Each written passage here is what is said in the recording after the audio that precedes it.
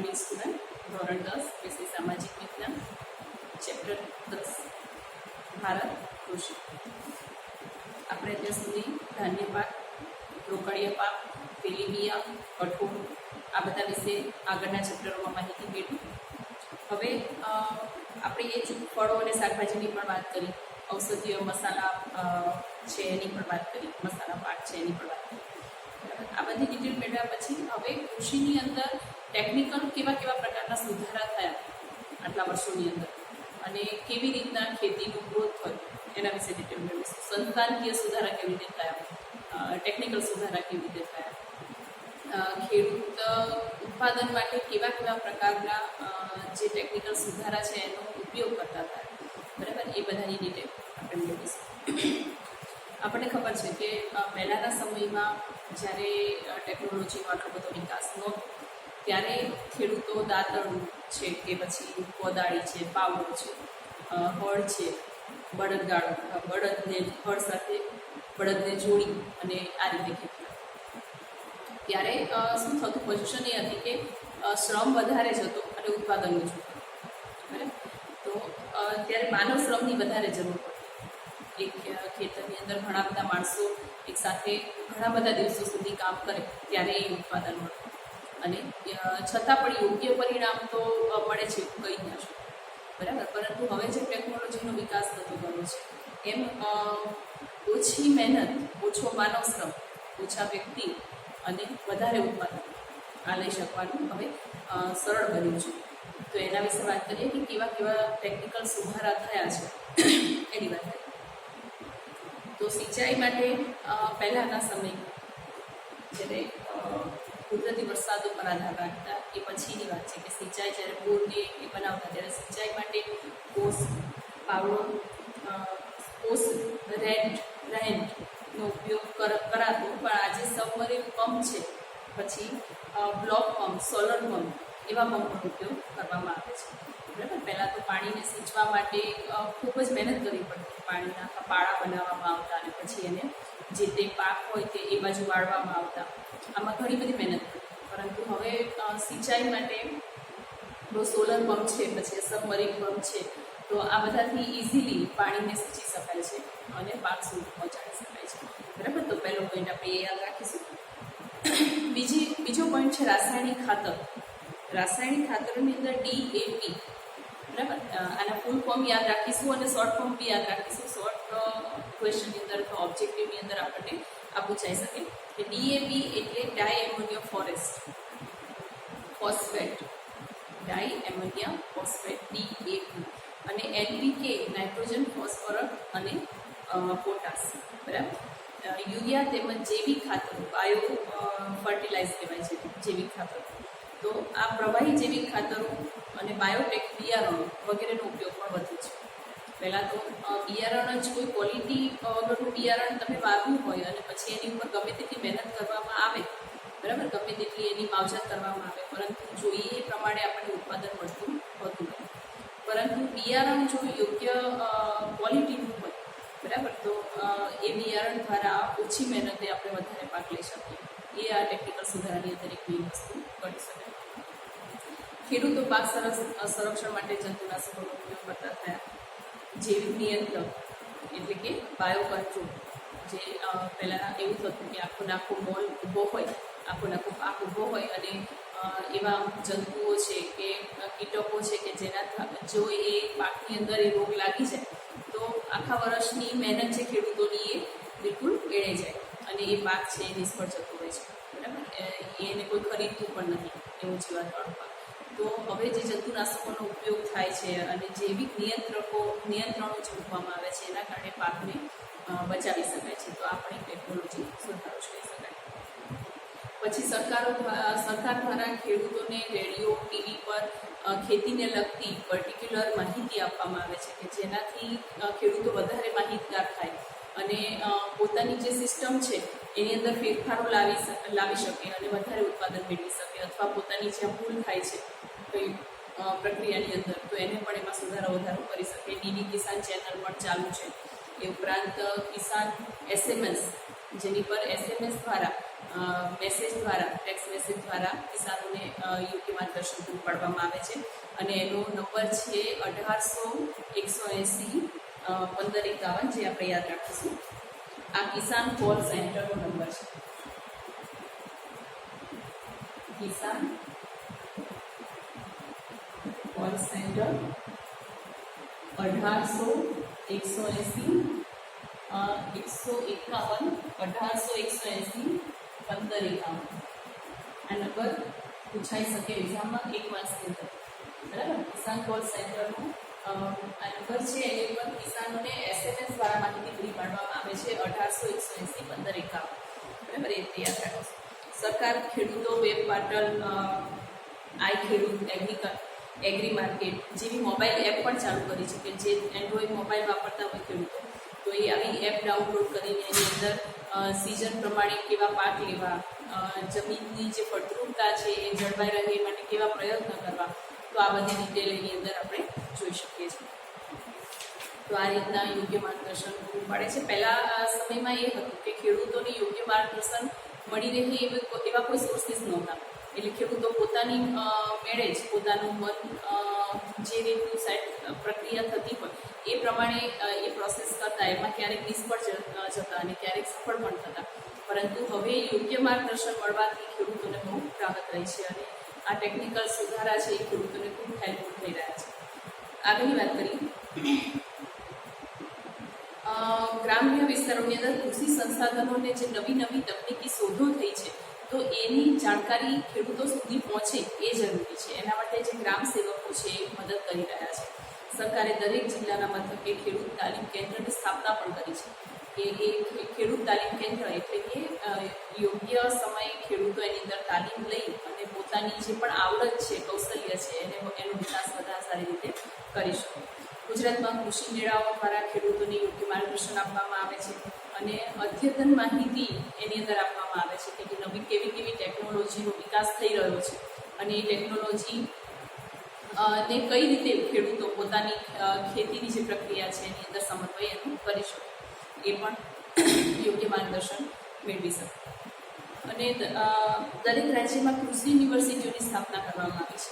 કૃષિ યુનિવર્સિટી કે જેની અંદર એવો અભ્યાસ કરવામાં આવે કે ખેતી કઈ રીતે કરવી, કયા સમયે કરવી, યોગ્ય બિયારણ કયું છે, ક્યારે જંતુનાશક દવાઓનો ઉપયોગ કરવો, રાસાયણિક ખાતરોનો કેટલા પ્રમાણમાં અને ક્યારે ઉપયોગ કરવો, આ બધી ડિટેલ. ટૂંકમાં એક આખું યુનિવર્સિટી, જેવી રીતે આપણે જે સ્ટડી કરીએ છીએ એવી યુનિવર્સિટીઓ હોય છે, એવી રીતે આખી કૃષિ યુનિવર્સિટીઓ ઊભી કરવામાં આવી છે, જે ગુજરાતની અંદર 4 જગ્યાએ છે: દાંતીવાડા, જુનાગઢ, અમદાવાદ નહીં, આણંદ અને નવસારી. દાંતીવાડા, જુનાગઢ, આણંદ અને નવસારી, આ 4 જગ્યાએ કૃષિ યુનિવર્સિટીઓ છે જેની અંદર અભ્યાસ કરવામાં આવે છે અને એક યોગ્ય અદ્યતન ટેકનોલોજી સમજી શકે એવા ખેડૂતો તૈયાર કરવામાં આવે છે, જેનો લાભ એ આપણા ખેતીની અંદર વધારે ઉત્પાદન અને એક સારું ક્વોલિટીનું ઉત્પાદન લઈ શકાય એના માટે આપવામાં આવે છે. આ ઉપરાંત કૃષિ સંશોધન કરતી જે સંસ્થા છે ICAR, આ 2019-20ની એક્ઝામની અંદર આનું ફૂલ ફોર્મ પૂછાયેલું. ICAR નો મતલબ થાય Indian council.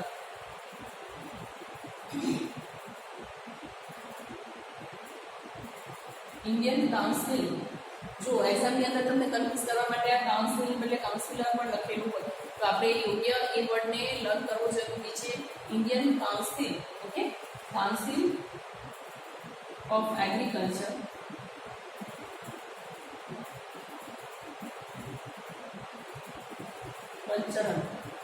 Agricultural research, ICAR, બરાબર. આ રીતે પણ પૂછાઈ શકે કે ICAR નું ફૂલ ફોર્મ જણાવો, તો Indian council of agricultural research. Cultural એ પણ યાદ રાખવા જેવું વર્ડ છે, બરાબર. ICAR નું કામ શું છે? તો કૃષિ સંશોધન કરતી સંસ્થા છે, બરાબર. કે કેવા પાકો લેવા, કેવી જમીનમાં લેવા, જમીનની ફળદ્રુપતા કેવી રીતે જાળવી શકાય છે, આ બધા જ પ્રકારની સંશોધન અહીંયા કરવામાં આવે છે. કેવા બિયારણો વાવવાથી વધારે પ્રમાણમાં ઉત્પાદન લઈ શકાય. બીજું છે DARE, DARE.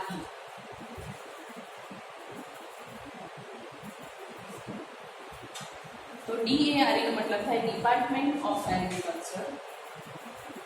Department of agriculture. Department of agriculture research and education.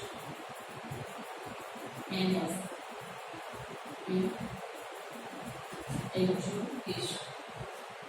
બંને સંસ્થાઓ એવી છે કે જે રાષ્ટ્રીય કક્ષાએ કૃષિ માટે જે પણ સંશોધનો કરવાના છે, રિસર્ચ કરવાના છે, એના માટે કામ કરે છે.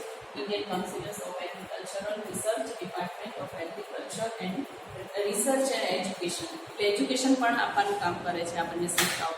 એજ્યુકેશન મીન્સ એને માહિતગાર કરે છે, બરાબર, કે કેવી પ્રકારના અધ્યયન ટેકનોલોજીનો વિકાસ થઈ રહ્યો છે.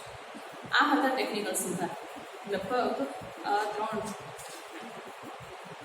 9 પોઈન્ટ છે, બરાબર. તો આ રીતે આ પરીક્ષાલક્ષી IMP ક્વેશ્ચન આપણે આને ગણી શકીએ કે કૃષિમાં થયેલા ટેકનિકલ સુધારા જણાવો. તો આ 9 પોઈન્ટ લખવા પડે. તમારે 3 માર્ક્સની અંદર આ ક્વેશ્ચન પૂછાઈ શકે.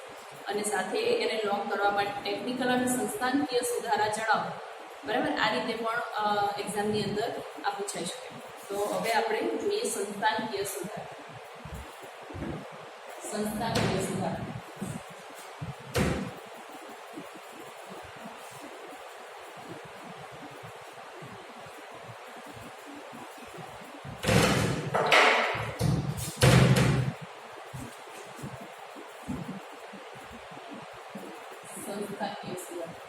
જે આપણે જોયા એ ટેકનિકલ સુધારા હતા કે ટેકનોલોજીને લઈને કેવા પ્રકારના સુધારા કરવામાં આવ્યા છે. અને સંસ્થાકીય સુધારા હવે જોઈએ તો એ કેવા સુધારા છે. સરકારે જમીન પ્રથા જે છે, પહેલો જ પોઈન્ટ આપણે જોઈએ કે સરકારે જમીન પ્રથા છે એ નાબૂદ કરી. એટલે પહેલાં એવું હતું કે જમીનદારો પાસે જ જમીન હોય, પછી જે મજૂર વર્ગ હોય એ ફક્ત મજૂરી જ કર્યા કરે, બરાબર. આવી એક સિસ્ટમ હતી. તો સરકારે જમીન પ્રથા નાબૂદ કરી અને એવો રૂલ્સ લાવ્યા કે ખેડે એની જમીન, બરાબર. આ સ્લોગન યાદ રાખીશું, ખેડે એની જમીન.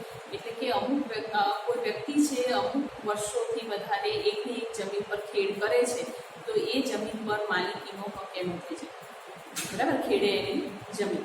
આ એક યાદ રાખીશું. આ કાયદા દ્વારા જમીનના જે માલિકો છે એને સાચા અર્થમાં એના માલિકનો હક આપવામાં આ કાયદો અનુકૂળ છે. બીજું લઈએ, જમીન ટોચ મર્યાદાના કાયદા દ્વારા જમીન માલિકીની અસમાનતા દૂર કરે. કિસાન ક્રેડિટ કાર્ડ દ્વારા કિસાનોનું જે ક્રેડિટ કાર્ડ છે એના દ્વારા રાષ્ટ્રીયકૃત સહકારી બેંકોમાંથી એમને લોન પ્રાપ્ત કરાવે, બરાબર. અને આર્થિક મદદ માટે કૃષિ ધિરાણ જે લોન છે એ મળી શકે. કે ખેડૂતોને ધારો કે બિયારણ માટે કે ખેતરની અંદર ફેન્સિંગ કરાવી છે, કે કોઈ પણ પ્રકારના સુધારા વધારા કરાવવા છે, બોર કરાવવા છે, કૂવો ખોદાવો છે, તો આવા જે કંઈ પણ કામ હોય એના માટે એ ક્રેડિટ કાર્ડ ઉપર એમને યોગ્ય ધિરાણ એટલે કે પૈસાની સવલત મળી શકે છે.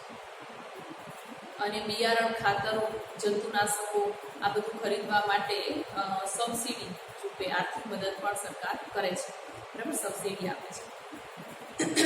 પ્રધાનમંત્રી પાક વીમા યોજના, આ ખાસ યાદ રાખીશું. પ્રધાનમંત્રી પાક વીમા યોજના, જેના દ્વારા પ્રધાનમંત્રી પાકનું વીમાકીય રક્ષણ પૂરું પાડે છે, બરાબર. પાક જેમ આપણે આપણા વીમા ઉતરાવીએ છીએ, બરાબર ને, તો એવી રીતે પાકનો વીમો પણ ઉતરાવવામાં આવે કે રખીને પાક કોઈ સંજોગોવશાત બળી ગયો કે આગ લાગી કે લીલો દુકાળ પડ્યો કે વોટેવર કોઈ પણ રીઝન હોય, ધારો કે, તો એને લગતા આ પાકનો વીમો હોય તો એ પાક માટે જેટલો પણ ખર્ચ ખેડૂતે કર્યો હોય તો એ ખર્ચ છે એ ખેડૂતને પાછો મળે.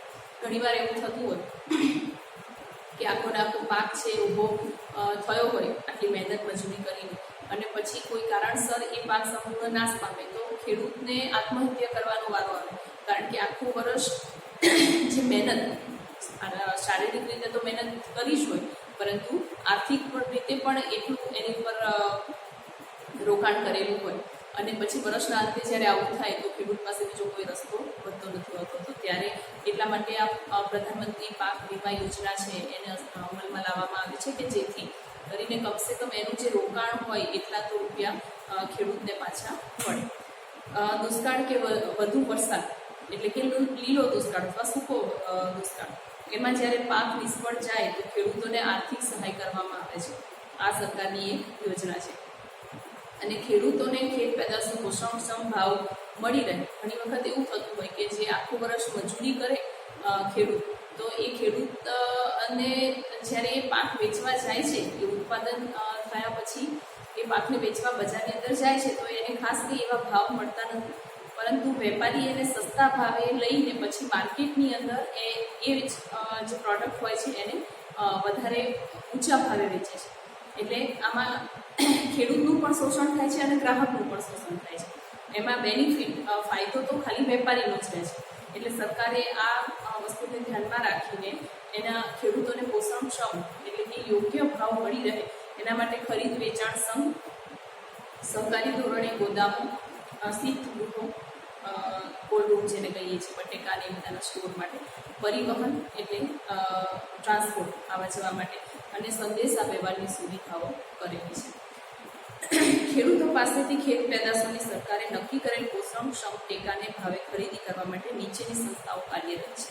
બરાબર, અહીંયા આગળ આપણને 3 સંસ્થાઓ આપી છે કે જે સરકારે નક્કી કરેલા ભાવ, એટલે કોઈ પણ ખેડૂતને ક્યાંય અન્યાય થાય નહીં અને પોતે જે મહેનત કરી છે એના માટે યોગ્ય પોષણક્ષમ ભાવ એ ખેડૂતોને મળી રહે એના માટે 3 સંસ્થાઓ સરકારે અહીંયા આગળ અમલમાં મૂકી છે. તો આપણે એ 3 સંસ્થાઓને ધ્યાનમાં રાખીશું. પહેલી સંસ્થા છે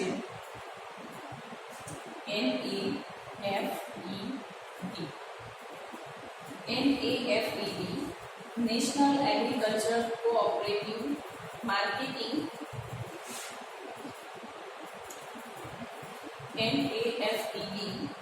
national agriculture cooperative marketing federation of India. બરાબર, એટલે કે ભારતીય રાષ્ટ્રીય કૃષિ સહકારી વિપણન સંઘ. બરાબર, તો આનું ફૂલ ફોર્મ યાદ રાખીશું.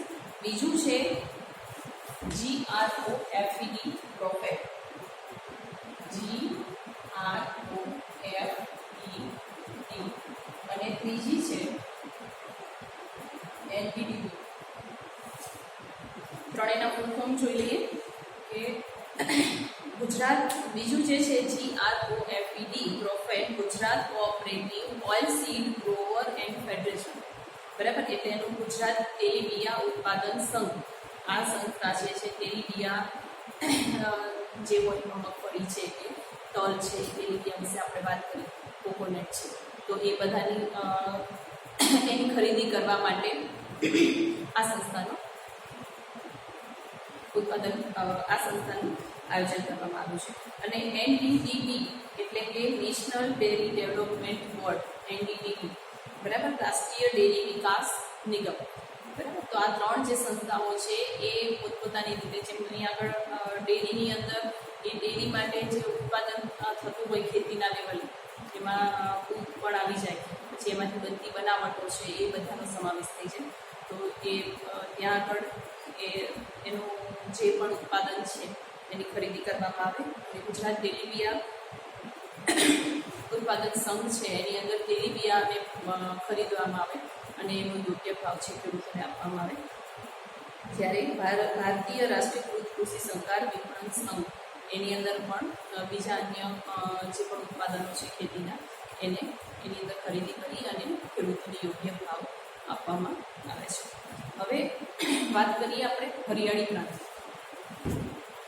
દેશની અંદર 1960ના દાયકામાં આપણને સૌને ખબર છે કે જ્યારે અંગ્રેજો આપણને આઝાદીના મુમેન્ટમાં મૂકીને ગયા એ પછીનો જે સમય છે, તો એ પછીના સમયની અંદર ખેડૂતોની સ્થિતિ ખૂબ જ દયાજનક હતી.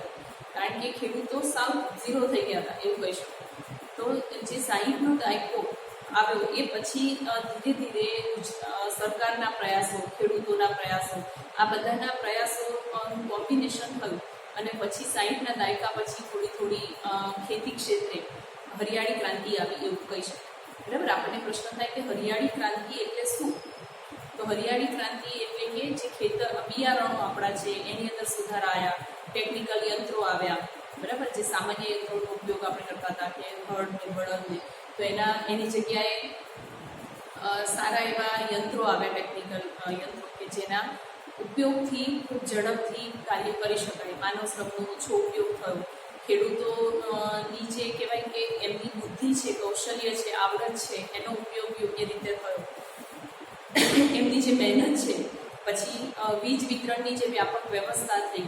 બરાબર, પહેલાના સમયમાં વીજળી બિલકુલ નહોતી, તો એ પાણીની સિંચાઈ માટે કૂવામાંથી પાણી કાઢવું કે બોરમાંથી પાણીનો ઉપયોગ કરવો કે આજુબાજુમાં જે નદી તળાવ હોય એમાંથી એનો ઉપયોગ કરવો, તો એ બધું શક્ય નહોતું થતું.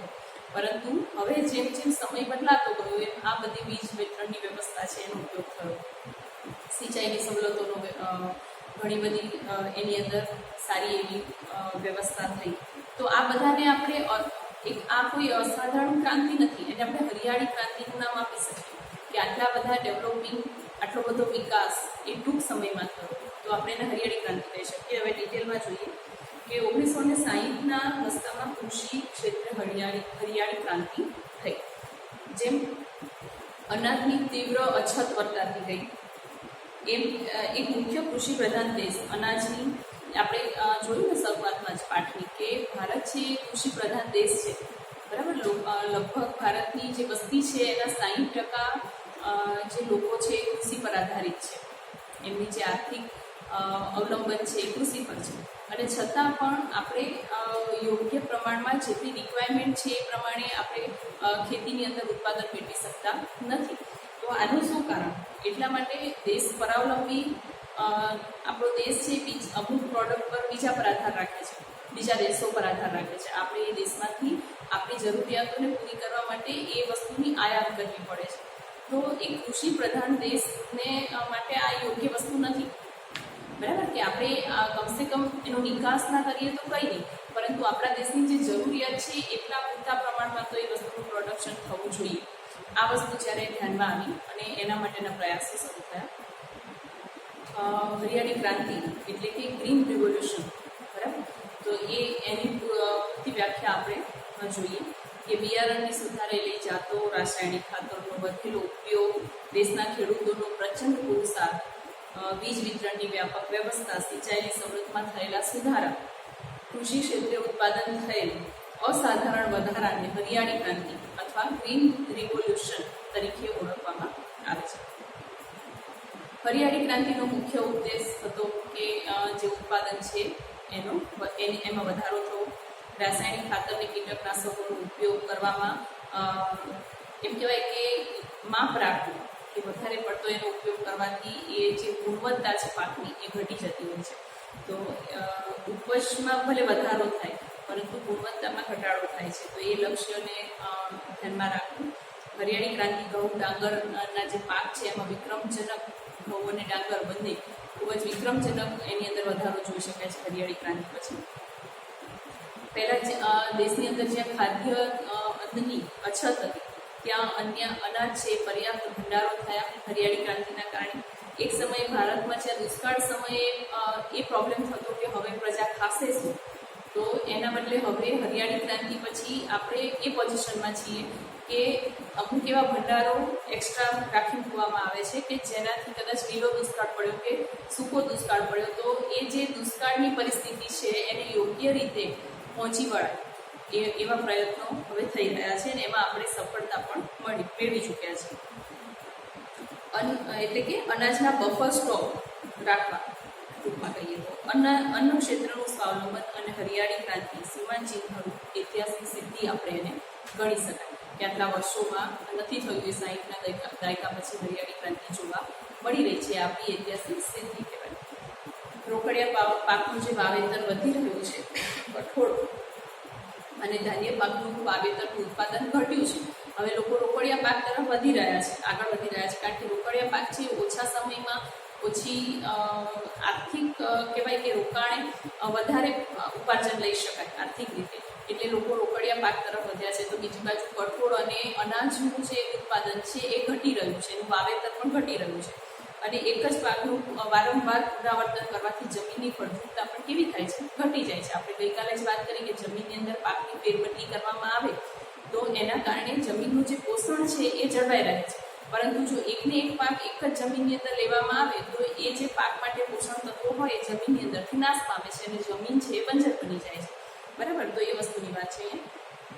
એટલે વિશ્વના દેશોએ કૃષિ ક્ષેત્રે ઉન્નત ટેકનોલોજીનો ઉપયોગ કરી જે પ્રગતિ સાધી છે ત્યાં સુધી પહોંચી વળવા માટે આપણે હજી બીજી હરિયાળી ક્રાંતિની જરૂર પડશે. બરાબર, આપણા દેશમાં હરિયાળી ક્રાંતિ થઈ એ વાત સાચી 1960 પછી, પરંતુ વિશ્વના દેશો જે લેવલે પહોંચ્યા છે ખેતીને લઈને, જેમ ઓસ્ટ્રેલિયાની વાત કરીએ, બરાબર, તો નાનો એવો દેશ હોવા છતાં પણ એનામાં ખેતીનું ડેવલપિંગ આખા વિશ્વની અંદર પ્રથમ સ્થાને આવે છે ખેતીના લેવલે. તો આપણે હજી એ લેવલે પહોંચવાની વાત છે. આપણે જ્યાં હતા ત્યાંથી આપણું લેવલ ઊંચું આવ્યું છે, પરંતુ એટલું બધું ઊંચું નથી કે વિશ્વના જે ખેતી પ્રધાન દેશો છે અથવા વિશ્વના જે બીજા દેશો છે એની ખેતીના સક્ષમ એના લેવલે આપણે પહોંચી શકીએ. તો એના માટે આપણે હજી બીજી હરિયાળી ક્રાંતિ આપણા દેશમાં થાય, એક ઐતિહાસિક સિદ્ધિ પ્રાપ્ત થાય એ જરૂરી છે. બરાબર, તો આજે આપણે આટલે જ રાખીશું. હવે નેક્સ્ટ લેક્ચર આ હરિયાળી ક્રાંતિ બસ અહીંયા પૂરી કરી. હવે નેક્સ્ટ લેક્ચરની અંદર ભારતીય અર્થકારણમાં કૃષિનું યોગદાન એના વિશે ડિટેલમાં પછી જોઈશું અને ભારતની ખેતી પર વૈશ્વિકીકરણની અસર, આ બંને મુદ્દાની ચર્ચા નેક્સ્ટ લેક્ચરમાં કરીશું. આજે આટલે જ વિરામ લઈએ. Thank you.